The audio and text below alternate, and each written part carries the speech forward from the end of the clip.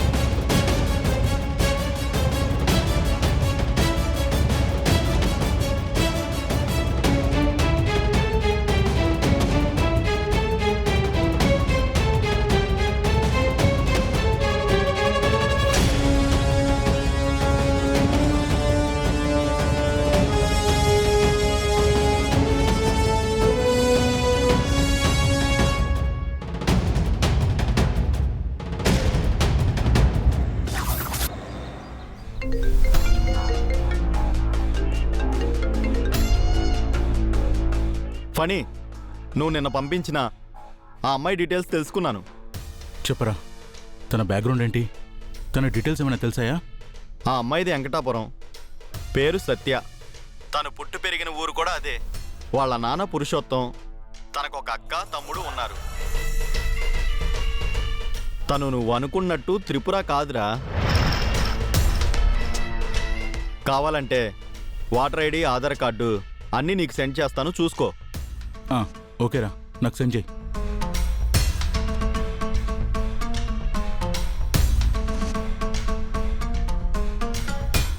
ఏంటి ఫణి? ఏంట్రా ఫణి, ఏమైంది? ఇంతకీ ఆ అమ్మాయి గురించి తెలిసిందా? తెలిసింది నాన్న. ఆ అమ్మాయి త్రిపుర కాదు, సత్య. ఓ, సత్య అచ్చం త్రిపురలాగే ఉంది కదరా? అవునమ్మా, త్రిపుర పోలికలతోనే ఉంది, కానీ త్రిపుర కాదు. పోనీలేరా, మొత్తానికి త్రిపుర భూమి మీద లేదు అని తెలిసింది. ఇక తనతో ఎలాంటి సంబంధం లేదు, మనం తన వెంట పడాల్సిన అవసరం లేదు.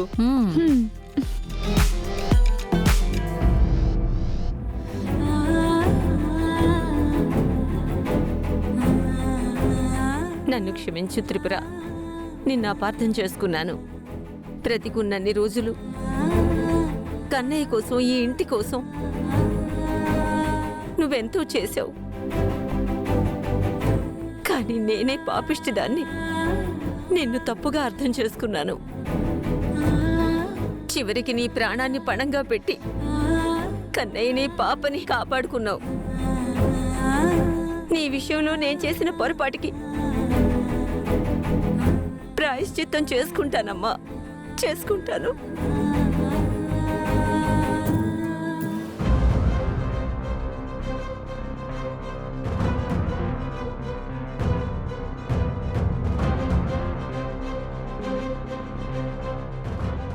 పార్వతమ్మ గారు, వస్తున్నా లాయర్ గారు.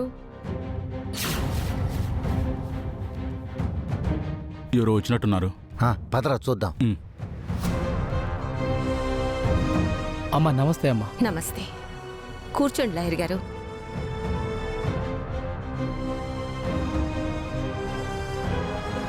అనంత్, నా రూమ్లోకి వెళ్ళి చెక్ బుక్ తీసుకురా.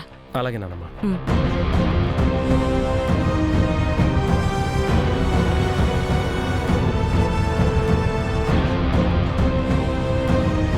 అమ్మా, మీరు చెప్పినట్టుగానే ఆశ్రమాల లిస్టు తీసుకుని వచ్చానమ్మా. వృద్ధాశ్రమానికి, అంధులకి, వికలాంగులకి, అలాగే చారిటబుల్ ట్రస్ట్ కింద 7 సోషల్ సర్వీస్ చేసే ఆశ్రమాల లిస్ట్ ఇవి.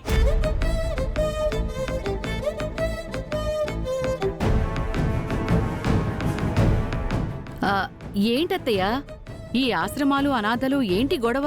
వాసుకి, నువ్వు కాస్తాగు.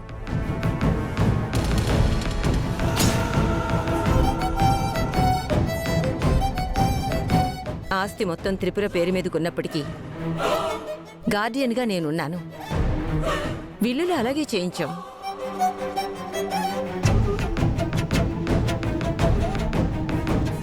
కన్నయ్య యావదాస్తిలోంచి ట్రస్టులకు విరాళంగా ఇస్తున్నాము.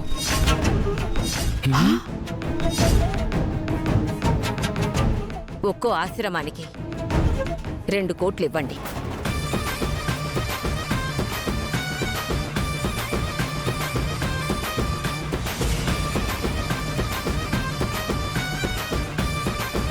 ఆ బామ్మ అంత అమౌంటా?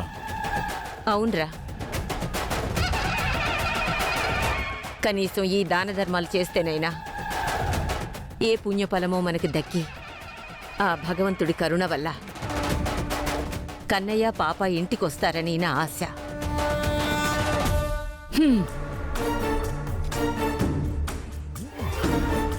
నా మనసు ఏం బాగాలేదు. అందుకే ఈ ఆస్తంతా కరిగిపోయినా పర్వాలేదు, మళ్ళీ నా కన్నయ్య వచ్చి మామూలు మనిషి ఇంతకు డబుల్ సంపాదిస్తాడని నేను నమ్ముతున్నాను.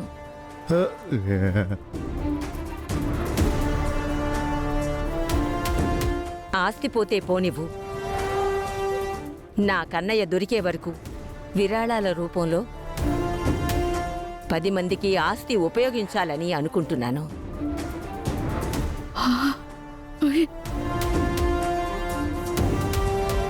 అదేంటమ్మా, ఆస్తి మొత్తం కరగదీస్తే మన అందరం రోడ్డు మీద ఉంటాం. నానమ్మా, నీ మనసుకు నచ్చినట్టు చేయి. అన్న ఇంటికి రావడమే ముఖ్యం. బాల ఇంటికి రావడం ముఖ్యమే. ఆ బాల వచ్చేసరికి మన కోటలో నుంచి పేటలోకి వెళ్ళాలి, గూడిసెల్లో ఉండాలి. ఇది బావగారు సంపాదించిన ఆస్తి. దీన్ని ఏమైనా చేసుకునే హక్కు బామ్మగారికుంది.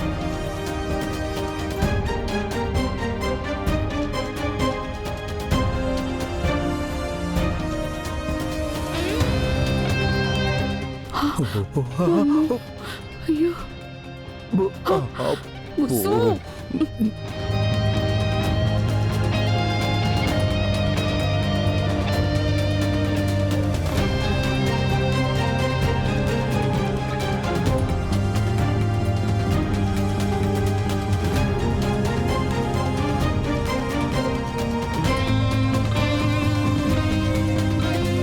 మరి నేను వెళ్ళొస్తానమ్మా. మంచిదండి. వస్తానండి. మంచిది. వస్తానండి. బామ్మగారు, నేను మీకు జ్యూస్ తీసుకొస్తాను. మ్.